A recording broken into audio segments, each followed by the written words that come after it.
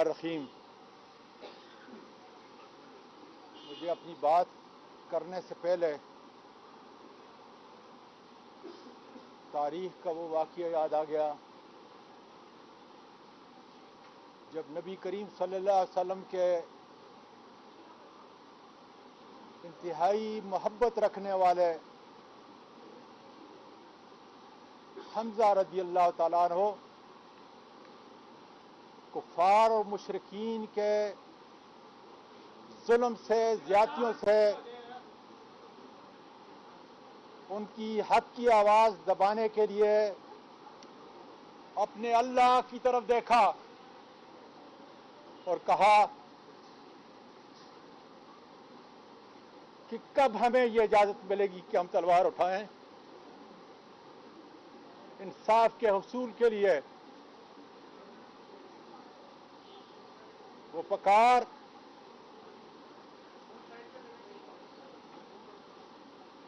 اللہ نے سنی اور ان کو اجازت ملی. آج میں اپنے وکلاء کے ساتھ، اپنے سینیٹر کے ساتھ، ملک کی ساری ماؤں اور بہنوں کے ساتھ، اپنی آرم فورسز کی ان ماؤں کے ساتھ جن کی کوکھ سے میری آرمی اور آئی ایس آئی کے جوانوں نے جنم لیا،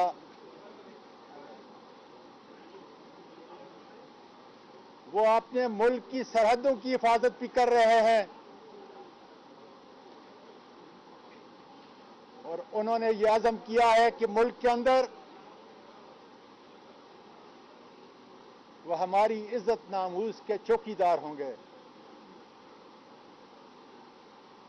آج میں ان کی آوازوں کے ساتھ اپنی آواز ملا کے پروردگار تیری رحمت کے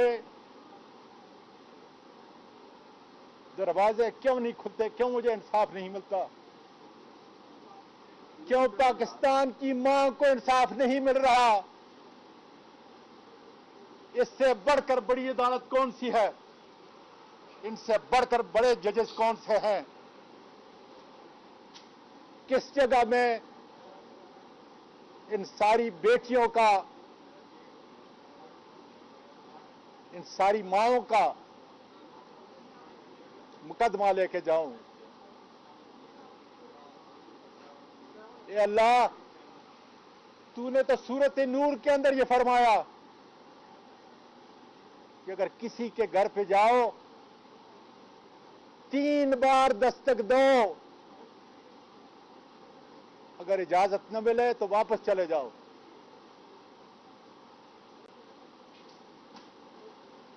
تو نے تو خاندان کے بچوں کو بھی منع کیا. جب ازواجی زندگی جس کی تو نے اجازت دی ہے تو وہاں گھر کے بچے بھی نہیں آ سکتے.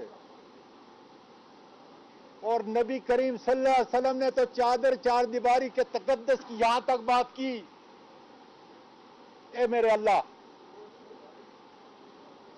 کہ اگر دوسرے کے گھر میں کوئی جھانکے گا تو سخت سے سخت سزا کا مرتکب ہوگا. میری بہنوں، میری بیٹیوں، پاکستان اور پوری دنیا کے طول و عرض میں سننے والوں،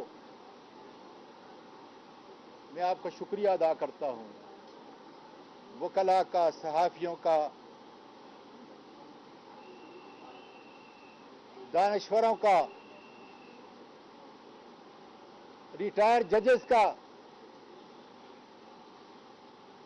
ہر ماں اور بیٹی کا، اور خاص کر معلوم نہیں میری آرم فورسز کی وہ خواتین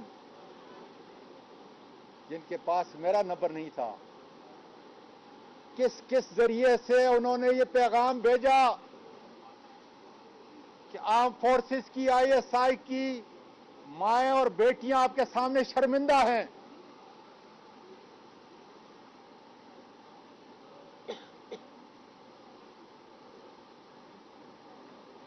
میرے پاکستان میں رہنے والوں،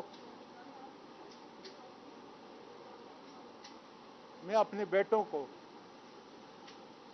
اپنی بیٹی کو زیادہ وقت نہیں دے سکا، کیونکہ نان نفقہ کی جنگ کے اندر 16 گھنٹے کام کرتا تھا۔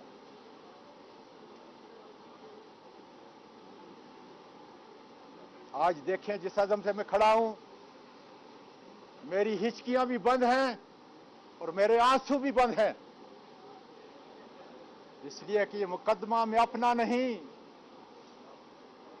اپنی حلال کی بیوی کا نہیں، بلکہ پاکستان کی ہر ماں کا اور ہر بیٹی کا لڑ رہا ہوں۔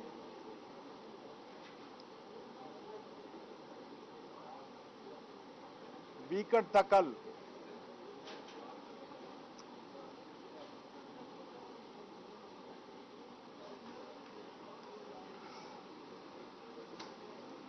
میرا طریقہ کار یہ تھا، جب بھی میں ڈنر پہ جاتا تھا اپنی 3 معصوم تتلیوں کو سامنے بٹھاتا تھا، پھر پوچھتا تھا ڈنر کرتے کرتے کہ ان کا دن کیسے گزرا۔ ویکنڈ پہ ان کی دادی، ان کی ماں اور وہ تینوں ناشتہ ایک جگہ کرتے تھے۔ کل صبح وہ نہیں تھیں،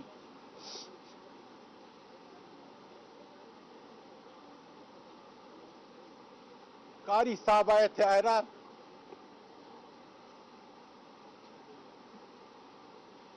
جو تمہیں قرآن پڑھاتے تھے، جب تم سر پر دوپٹہ ڈال کر کرت کرتی تھی تو تمہارے ہاتھ پر چاند تارا بناتا تھا۔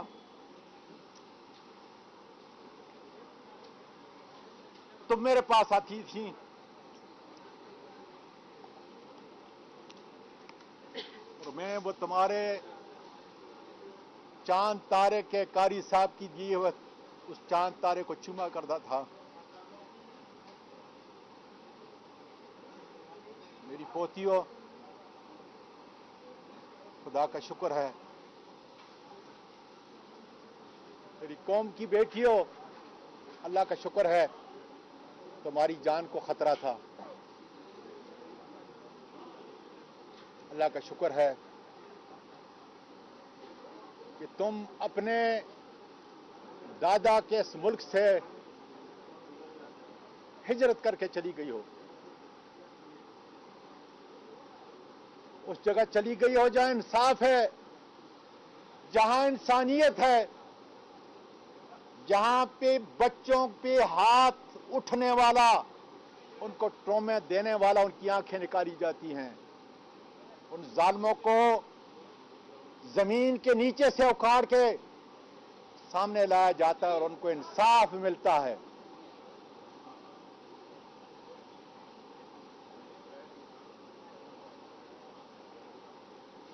باجوہ صاحب،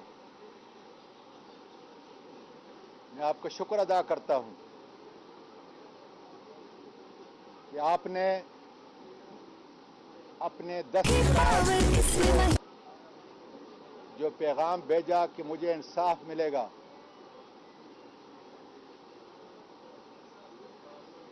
میں سوال کرتا ہوں کہ کب ملے گا؟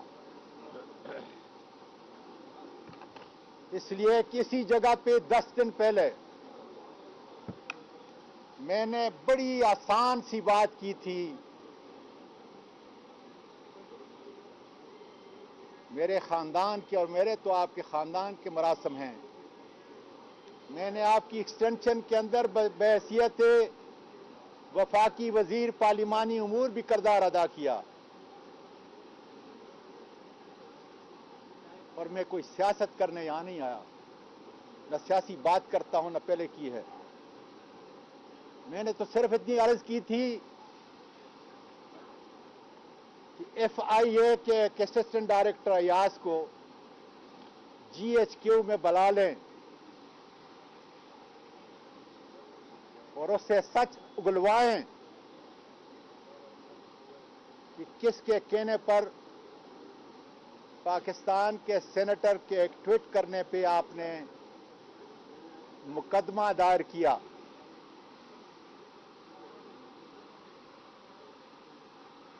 کس کے کہنے پر میرے گھر پہ ریڈ کیا گیا؟ کس کے کہنے پر گھر کے اندر تشدد ہوا؟ کس کے کہنے پر ایاز اسسٹنٹ ڈائریکٹر گاڑی چلا رہا تھا اور 3 نامعلوم شخصیات کون تھی جنہوں نے گھر سے لے کر سائبر برانچ اسلام آباد FIA کے اس پولیس اسٹیشن تک 1 گھنٹہ، 1.25 گھنٹہ یا 1.5 گھنٹے کے عرصے کے اندر تشدد اور انسانی حقوق کی دھجیاں اڑا دیں. رستے میں کون سی جگہ انہوں نے مجھے اتارا، زبردستی بے لباس کیا، وہاں جو کچھ میں نے سنا، اتنی سی درخواست کی. اتنا بڑا ظلم کیا پاکستان کا میری آرمی کی بچیاں اور بیویاں جو ہر گھر میں میری آواز کو سن رہی ہیں اپنی ماں کو اور اپنے باپ کو انصاف دینے کے لیے اٹھ نہیں کھڑی ہوں گی؟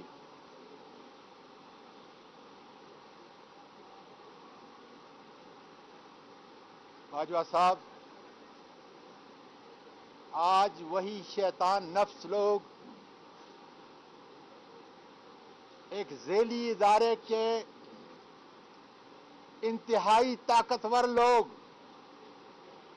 جو آئین سے بھی اور قانون سے بھی بالاتر ہیں، آج وہ یہ افواہ پھیلا رہے ہیں کہ وہ ویڈیو جو میری بیوی کو بھیجی گئی، جو میرے بیٹے کو بھیجی گئی، وہ جیلی ہے. باجوہ صاحب، میں یہ لفظ ادا کرنے سے پہلے مر کیوں نہیں جاتا، لیکن مرنے سے پہلے مجھ پر قرض ہے میری ان تمام پاکستان کی 11 کروڑ بچیوں، بیٹیوں، ماؤں اور بہنوں پر. میں اس قرض کو ادا کرنے کے لیے کہہ رہا ہوں، ورنہ میری زبان جواب دے چکی ہے.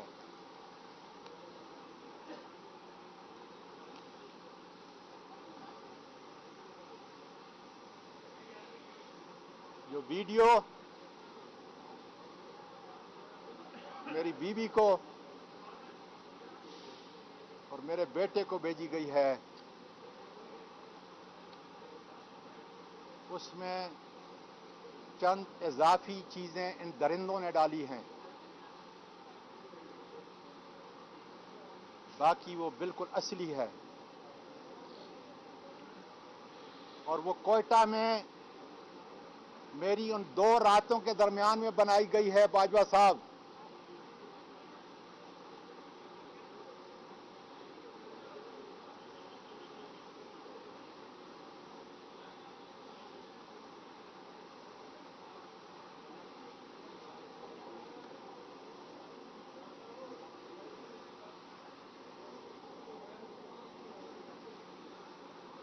یہ ایک پاکستان کی ماں اور پاکستان کے ایک باپ کی کہانی ہے.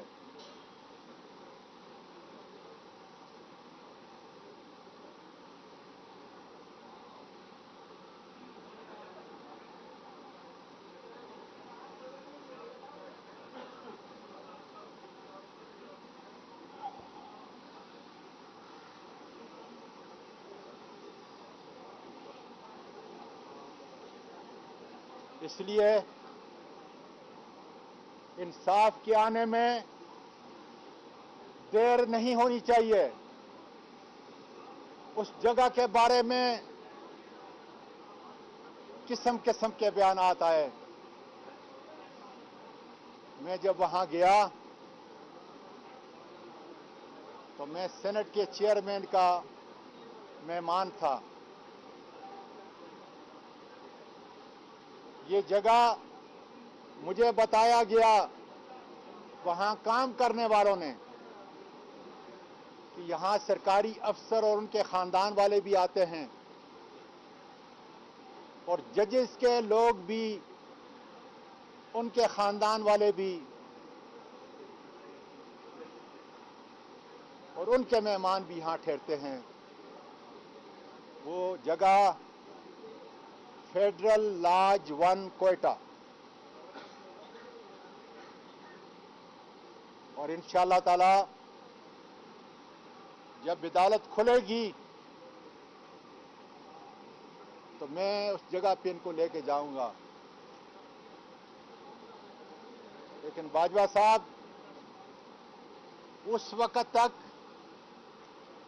یہ چند 100 افراد جو میری نہ آرمی کی عزت کی ترجمانی کرتے ہیں اور نہ ISI پروفیشنل لوگ ہیں، وہ یہ ان کی ترجمانی نہیں کرتے.